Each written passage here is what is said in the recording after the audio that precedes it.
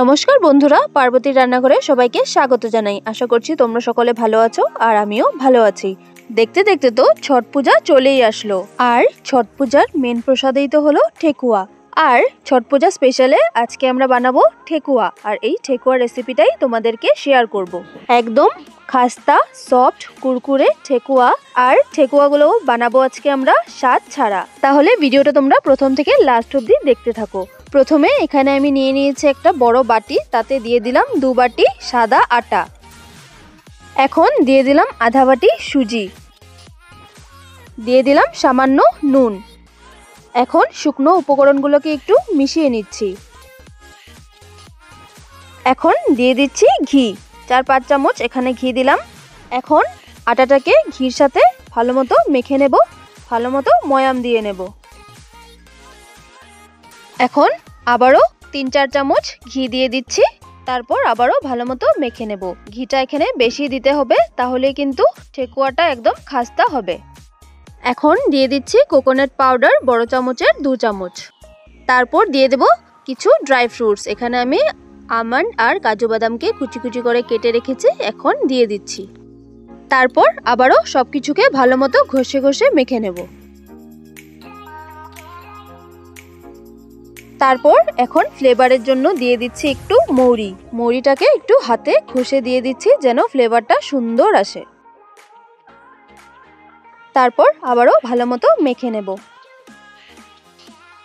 দেখো মাখতে মাখতে আমাদের আটাটাতে কিন্তু ভালো মতো ময়াম দেওয়া হয়ে গেছে। দেখো মুঠ করলে কিন্তু এটা মুঠি হয়ে যাচ্ছে, তার মানে আমাদের ময়ামটা পারফেক্ট আছে।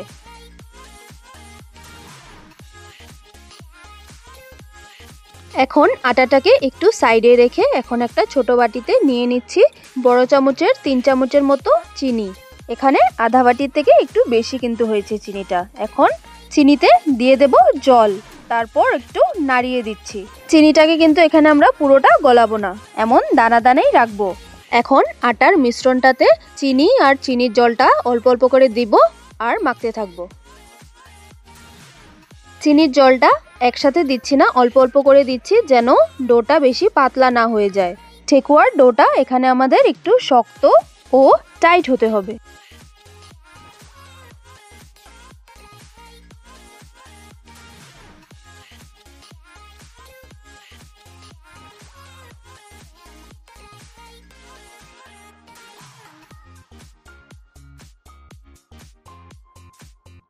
দেখো মাখতে মাখতে এমন আমরা একটা শক্ত ডো বানিয়ে নিয়েছি।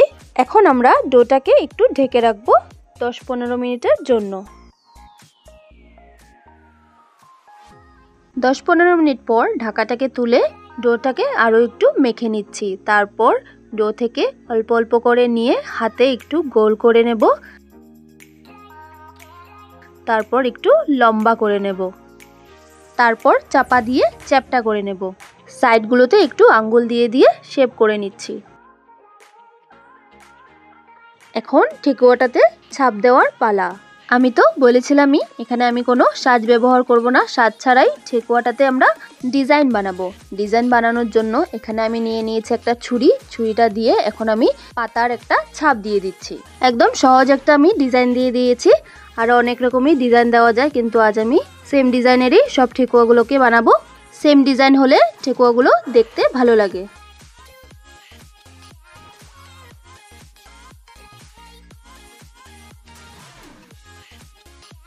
দেখো আমাদের ঠেকুয়াগুলো কিন্তু রেডি হয়ে গেছে ভাজার জন্য। এখন আমি এক এক করে বাকি সবগুলো ঠেকুয়াকে বানিয়ে ডিজাইনগুলো দিয়ে দেব।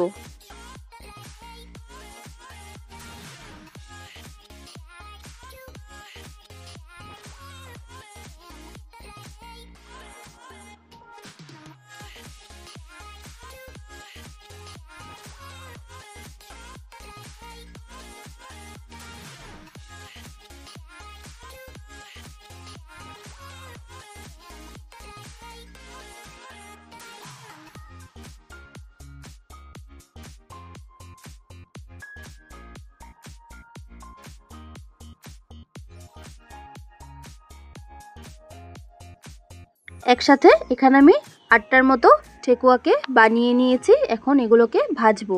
একটা বসিয়ে দিয়েছি কড়া, কড়াতে দিয়ে দিচ্ছি সাদা তেল। বেশি করে সাদা তেল দিতে হবে। তেলটাকে আমরা হালকা গরম করব।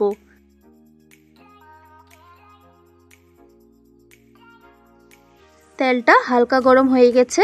এখন এক এক করে সবগুলো ঠেকুয়াকে আমি তেলের মধ্যে ছেড়ে দিচ্ছি। আঁচটাকে একদম লো রেখে ঠেকুয়াগুলোকে আমরা ভাজবো 10 মিনিটের মতো। 10 মিনিট ভাজতে ভাজতে কিন্তু আমাদের ঠেকুয়াগুলোর একটা সাইড ব্রাউন হওয়া শুরু করে দেবে। ব্রাউন হলে আমরা ঠেকুয়াগুলোকে উল্টে দেব। ঠেকুয়াগুলোকে কিন্তু এমনই লো আছে সময় নিয়ে ভাজতে হবে, তাহলেই কিন্তু একদম খাস্তা আর কুরকুরে হবে। ঠেকুয়াগুলোকে এখন আমরা উল্টে দিয়েছি। এখন উল্টো সাইডটাকেও আমরা লো আঁচেই ভাজবো। উল্টো সাইডটাও ভাজা হয়ে গেছে আর দেখো কি সুন্দর গোল্ডেন কালারও হয়ে গেছে। এখন আবারও আমরা উল্টে দিচ্ছি। ঠেকুয়াগুলো আমাদের পারফেক্টভাবে ভাজা হয়ে গেছে। এখন নামিয়ে নেব। নিয়ে নিয়েছি একটা বড় ছাঁকনি, তাতে এখন এক এক করে সবগুলো ঠেকুয়াকে নামিয়ে আমরা তেলগুলোকে ঝরিয়ে নেব। এখন একটা টিস্যু পেপারের উপর নামিয়ে নিচ্ছি যেন এক্সট্রা তেলটা টেনে নেয়। এখন এক এক করে আমি বাকি সবগুলো ঠেকুয়াকে বানিয়ে ডিজাইন দিয়ে ভেজে তুলে নিয়েছি। রেডি হয়ে গেছে আজকের রেসিপি ছট পূজা স্পেশাল আটার ঠেকুয়া। একদম খাস্তা, কুরকুরে ও স্বাদে অতুলনীয়।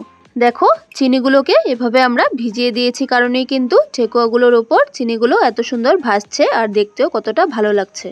তোমরাও যদি আমার মতো বেশি করে ঠেকুয়া খেতে ভালোবাসো তাহলে কিন্তু বাড়িতে একবার এই ঠেকুয়া রেসিপিটা নিশ্চয়ই ট্রাই করো। এই ঠেকুয়া একবার খেলে কিন্তু বারবার বানিয়ে খেতে ইচ্ছে করবে। যেমন মা আমাকে প্রায়ই এই ঠেকুয়াটা বানিয়ে দেয় আর চায়ের সাথেও কিন্তু এই ঠেকুয়াটা খেতে দারুণ লাগে। তাহলে বন্ধুরা আজকের এই ঠেকুয়া রেসিপিটা কেমন লাগলো কমেন্টে নিশ্চয়ই জানিও। আর আমাদের ভিডিওগুলো যদি তোমাদের ভালো লেগে থাকে তাহলে আমাদের চ্যানেলটাকে লাইক, শেয়ার, সাবস্ক্রাইব করে পাশে থাকার অনুরোধ রইল। আজ এখানেই বিদায় নিচ্ছি। তোমাদের সাথে দেখা হচ্ছে নেক্সট রেসিপিতে। ততক্ষণ টাটা, হ্যাপি ছট পূজা।